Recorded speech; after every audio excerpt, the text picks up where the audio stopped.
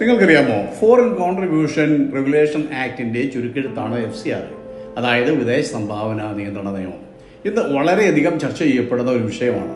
ഈ ബില്ലിനെതിരെ ഇത്രയധികം പ്രതിഷേധം ഉണ്ടാകുവാൻ കാരണം എന്താണെന്ന് നിങ്ങൾ എപ്പോഴും ചിന്തിച്ചിട്ടുണ്ടോ? വീഡിയോ സ്കിപ്പ് ചെയ്യാതെ ഒരു 3 മിനിറ്റ് നിങ്ങൾ കാണുക. വിദേശ സംഭാവനകളെ മാത്രം ആശ്രയിച്ച് പ്രവർത്തിക്കുന്ന ഒട്ടനവധി മത, സാമൂഹിക, ആരോഗ്യ, വിദ്യാഭ്യാസ, ദുരിതാശ്വാസ പ്രവർത്തനങ്ങളും അതുപോലെ അനാഥശാലകൾ, വൃദ്ധസദനങ്ങൾ, ആശ്വാസ കേന്ദ്രങ്ങൾ തുടങ്ങിയ സ്ഥാപനങ്ങളും ഇന്ത്യയിൽ ധാരാളം പ്രവർത്തിക്കുന്നുണ്ട്. ചെറുകിട സന്നദ്ധ സംഘടനകൾക്ക് നിയമപരമായ നടപടിക്രമങ്ങൾ പാലിച്ച് മുന്നോട്ട് പോകുവാൻ പ്രയാസമായേക്കാൻ സാധ്യതയുണ്ട്. നിയമം കർശനമാക്കിയാൽ ഒരു മത സ്വാതന്ത്ര്യത്തെയോ സന്നദ്ധ സാമൂഹിക പ്രവർത്തനങ്ങളെയോ ബാധിച്ചേക്കാം എന്ന ആശങ്ക മൂലം ബില്ലിനെ എതിർക്കുന്നവരുമുണ്ട്. യഥാർത്ഥ സാമൂഹിക സേവന പ്രവർത്തനങ്ങൾക്ക് ധനക്ഷാമം നേരിടാൻ സാധ്യതയുണ്ട്. വിദേശ സംഭാവന നിയന്ത്രണ നിയമം 1976 നിലവിൽ വന്നുവെങ്കിലും ഇന്ന് കാണുന്ന രീതിയിലുള്ള ഭേദഗതികൾ 2010 ആരംഭിച്ചത്. 2016, 2018, 2020 നിയമത്തിൽ ഭേദഗതി വരുത്തിയിട്ടുണ്ട്. ഇന്ത്യയിൽ 16,000-ൽ-അധികം ഓർഗനൈസേഷനുകൾ വഴി പ്രതിവർഷം 22,000 കോടി രൂപ ഇന്ത്യയിലേക്ക് വരുന്നു എന്നാണ് കണക്കാക്കിയിരിക്കുന്നത്. ഇതിൽ വലിയൊരു ഭാഗം ദുരുപയോഗം ചെയ്യപ്പെടുന്നുവെന്നാണ് വിലയിരുത്തൽ.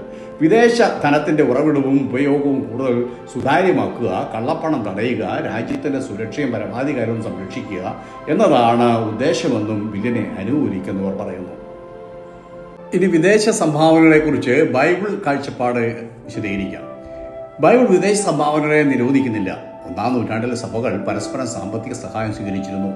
യൂറോപ്പ് ഭൂഖണ്ഡത്തിലെ റോമൻ പ്രവിശ്യയായിരുന്നു മാസിഡോണിയ അഥവാ മക്കതോനിയയും അക്കായയും. ഇന്ന് യൂറോപ്പിലെ ഗ്രീസിലാണ് ഈ സ്ഥലങ്ങൾ സ്ഥിതി ചെയ്യുന്നത്. അവിടെ നിന്ന് ഏഷ്യ ഭൂഖണ്ഡത്തിലെ ഇസ്രായേലിലെ യെരുശലേമിലെ ദരിദ്രരെ സംരക്ഷിക്കാൻ സംഭാവനകൾ അയച്ചു കൊടുത്തു. ഞാൻ വായിച്ചു കേൾപ്പിക്കാം. യെരുശലേമിലെ വിശുദ്ധന്മാരിൽ ദരിദ്രരായവർക്ക് ഏതാനും ധർമ്മോപകാരം ചെയ്യാൻ മക്കതോനിയയിലും അഥവാ മാസിഡോണിയയിലും അഖായയിലും ഉള്ളവർക്ക് ഇഷ്ടം തോന്നി. റോമാലേഖനം 5-26 ഫിലിപ്പിയരെ, സുവിശേഷ ഘോഷണത്തിന്റെ ആരംഭത്തിൽ ഞാൻ മക്കതോനിയയിൽ നിന്ന് പുറപ്പെട്ടാലേ നിങ്ങൾ മാത്രമല്ലാതെ ഒരു സഭയും വരവ് ചെലവ് കാര്യത്തിൽ എന്നോട് കൂട്ടായ്മ കാണിച്ചില്ല. തെസ്സലോനിക്കായിലും എൻ്റെ ബുദ്ധിമുട്ട് തീർപ്പാൻ 1-2 വട്ടം നിങ്ങൾ അയച്ചു തന്നുവല്ലോ. ഫിലിപ്പിയ ലേഖനം 4-15-16 യഥാർത്ഥ ജീവകാരുണ്യ സുവിശേഷ പ്രവർത്തനങ്ങൾക്ക് നിയമാനുസൃതമായ വിദേശ സംഭാവന സ്വീകരിക്കാനുള്ള അവസരങ്ങൾ ഉണ്ടാകണം. അതോടൊപ്പം രാജ്യ സുരക്ഷ, സാമ്പത്തിക സുതാര്യത, നിയമവിരുദ്ധ ധനപ്രവാഹം തടയൽ എന്നിവ ഉറപ്പാക്കുകയും വേണം. വിദേശ സംഭാവനകൾ വാങ്ങുന്നത് സത്യസന്ധമായും രാജ്യത്തിന്റെ നിയമത്തിനനുസൃതമായും ഉത്തരവാദിത്വത്തോടെയും കൈകാര്യം ചെയ്യണമെന്നാണ് ബൈബിൾ പഠിപ്പിക്കുന്നത്. അപ്പോസ്തലനായ പൗലോസ് ഇങ്ങനെയാണ് പറഞ്ഞിരിക്കുന്നത്: ഞങ്ങൾ നടത്തി വരുന്ന ധർമ്മശേഖര കാര്യത്തിൽ ആരും ഞങ്ങളെ അപവാദം പറയാതിരിക്കാൻ സൂക്ഷിച്ചുകൊണ്ട് ഞങ്ങൾ കർത്താവിന്റെ മുൻപാകെയും മനുഷ്യരുടെ മുൻപാകെയും യോഗ്യമായത് മുൻകരുതുന്നു.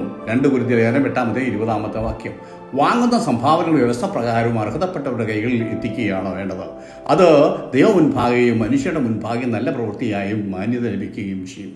സന്ദേശം പ്രയോജനപ്പെട്ടു എന്ന് ഞാൻ കരുതുന്നു. ഈ ചാനൽ നിങ്ങൾ ഫോളോ ചെയ്യുക, ലൈക്ക് ചെയ്യുക, ഷെയർ ചെയ്യുക.